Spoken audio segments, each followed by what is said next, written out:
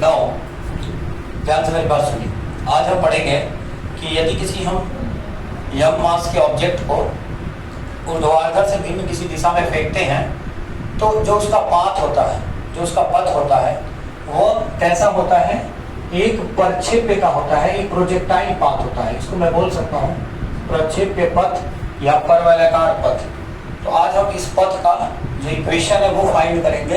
अगर हम किसी भी यम मास के ऑब्जेक्ट को ऊर्ध्वाधर से भिन्न किसी दिशा में अगर एकदम सीधा ऊपर फेंकेंगे तो वह सरल रेखीय गति करेगा, एकदम क्षैतिज फेंकेंगे तो भी सरल रेखीय गति करेगा।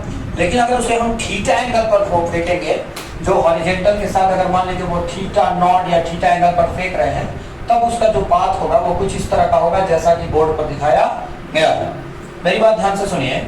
मान लीजिए कि कोई तोप है, तोप या कोई तीर है, जो आप सोच सके, वह u वेलोसिटी से हवा में छोड़ा जाता है। जब वो u वेलोसिटी से हवा में छोड़ा जाता है तो आप समझिए कि उसकी वेलोसिटी, जैसे आपने u वेलोसिटी से उसको छोड़ दिया, अब उस पर काम करने लगा ग्रेविटी g। जब g इस पर काम करेगा तो इसकी वेलोसिटी चेंज होने लगेगी और इसके दो कंपोनेंट बनाए जा सकते हैं, एक क्षैतिज घटक और एक ऊर्ध्वाधर घटक, एक हॉरिजॉन्टल कंपोनेंट और एक वर्टिकल कंपोनेंट। तो अगर मैं वेलोसिटी का क्षैतिज घटक लूं, क्षैतिज घटक, या मैं कह सकता हूं हॉरिजॉन्टल कंपोनेंट, तो वो क्या हो जाएगा? कितना आ जाएगा बताइए? ux, और ux होगा क्या? थीटा के पास वाला जो कंपोनेंट होता है वो cos थीटा होता है। तो मैं लिख सकता हूं u cos थीटा नॉट। और अगर मैं ऊर्ध्वाधर घटक लूंगा, ऊर्ध्वाधर घटक, तो उस कंडीशन में जो वर्टिकल कंपोनेंट आएगा, वर्टिकल कंपोनेंट आएगा, वो क्या आ जाएगा? बोलो, uy इक्वल टू हो जाएगा u sin थीटा नॉट। जैसे ये थोड़ा सा ऊपर जाएगा, ग्रेविटी इसके परपेंडिकुलर वेलोसिटी को कम करेगा। ग्रेविटी कहाँ लगता है? At the centre of earth, earth के सेंटर की तरफ यानी नीचे। तो ऊपर वाली वेलोसिटी क्या होगी? ग्रेविटी की वजह से पृथ्वी उस ऑब्जेक्ट को क्या कर रही है? नीचे की तरफ खींच रही है और हम उसे ऊपर फेंक रहे हैं। तो जब उस पे जो नीचे आ रहा है वो ग्रेविटी उसको नीचे की तरफ खींच रही है, तो नीचे की तरफ खींचेगी तो कौन सी वेलोसिटी चेंज होगी? वर्टिकल वेलोसिटी चेंज होगी। ऊर्ध्वाधर वेग चेंज होगा। क्या चेंज होगा उसका?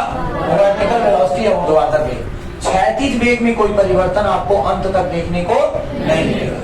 उसका चेंज होने वाला अगर कोई वेलोसिटी है तो वह वेलोसिटी कौन सा है?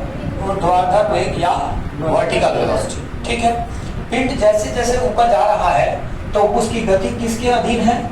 चूंकि हम कह सकते हैं पिंड की गति ऑब्जेक्ट की जो गति है वो क्या है? गुरुत्व के अधीन है, गुरुत्व के अधीन है। और क्या है? इसके साथ साथ ये मोशन अंडर ग्रेविटी है। और क्या है? इसके साथ साथ इसका जो वर्टिकल कंपोनेंट है वेलोसिटी का, ये मैक्सिमम हाइट पे पहुंचा है, यहाँ 0 है। Vy क्या है? 0। यहाँ पे जो वेलोसिटी है वो केवल क्या है? Vx है, यानी हॉरिजॉन्टल कंपोनेंट वाला है, क्षैतिज घटक वाला है।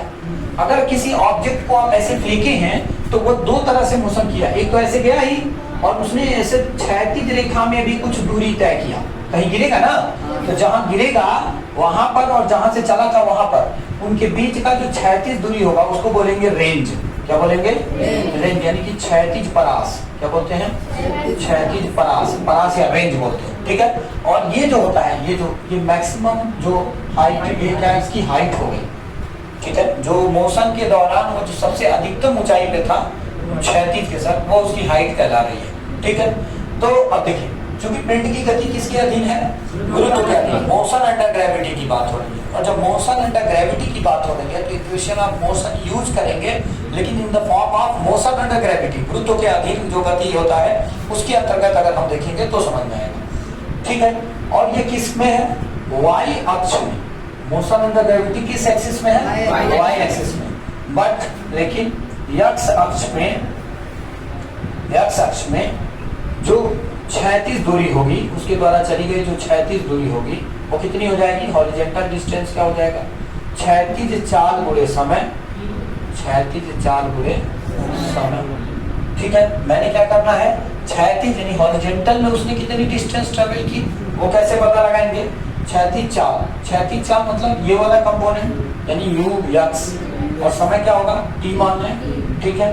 तो क्या हो जाएगा? ux का मान कितना है?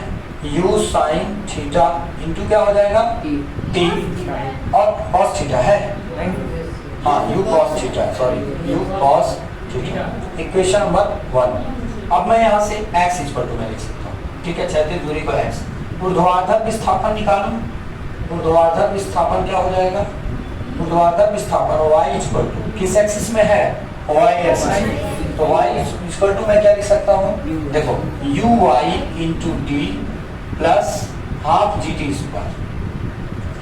मोशन अंडर ग्रेविटी में ध्यान से सुनिए, प्लस होगा माइनस होगा भी समझते हैं। मोशन अंडर ग्रेविटी में जब ऑब्जेक्ट ऊपर जाता है तो जो g है वो उसको जाने का विरोध करता है, तो g क्या हो जाता है यहाँ पे नेगेटिव, तो क्या हो जाएगा ut minus half G T square. मान रखिए y इक्वल टू y कहिए चाहे h कहिए जो भी कह लीजिए, u i का मान क्या है u साइन थीटा, t का मान यहाँ से निकाल सकते हैं, इसको स्मॉल t ले लीजिए, कोई दिक्कत नहीं। t का मान क्या आ जाएगा x अपान u cos थीटा, t का मान निकालो ना, x अपान u cos थीटा, x अपान u cos theta minus half g x अपान u cos, बोलिए मान रखते रहे यहाँ पे u cos थीटा का होल स्क्वायर। कितनी बात है, ठीक है, यहाँ दिख रहा है, यहाँ कट रहा है, ठीक है। अब यहाँ से इसको सॉल्व करेंगे तो y इक्वल टू क्या मिल जाएगा, देखिए sine theta upon cos theta क्या होता है tan थीटा, ये u है, u से u कैंसिल हो जाएगा, ये हो जाएगा x tan theta minus half g, sorry half g x square, और इसका स्क्वायर करेंगे तो क्या हो जाएगा u square cos square theta. इस इक्वेशन में ये जो इक्वेशन है y equal to c x square की तरह है, x का पावर 2 है और y का पावर क्या है 1। जब भी x का पावर 2 हो और y का पावर 1 हो तो समझिए कि वो किसको दिखा रहा है, पैराबोला को, किसको दिखा रहा है। तो यह इक्वेशन यह बताता है कि x का पावर 2 और y का पावर 1 है, जो ये सिद्ध करता है कि जो प्रोजेक्टाइल पाथ होता है, जो प्रक्षेप्य पथ होता है वो कैसा होता है, परवलयाकार होता है, ठीक है ना। उसके आगे हम स्टेटमेंट लिख लेंगे, चलिए ठीक है बनाइए।